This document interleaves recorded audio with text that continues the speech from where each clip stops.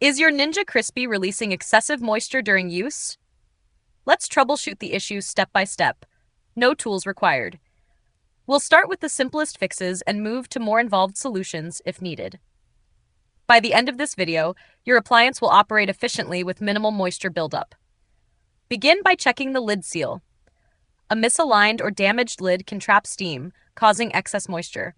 Press down gently to ensure it's secure and inspect the gasket for cracks or debris.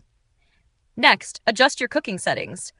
High moisture ingredients, e.g. vegetables or sauces, naturally release steam. Use the air fry function for shorter cycles, or reduce cook times slightly to minimize condensation. Ensure proper ventilation. Place the Crispi in a well-ventilated area away from walls or cabinets.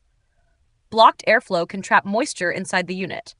Clean the vents and fan regularly. Debris or grease buildup can disrupt airflow, leading to moisture accumulation. Use a soft brush or compressed air to clear obstructions. If moisture persists, reset the appliance. Unplug it for 5 to 10 minutes to clear temporary errors.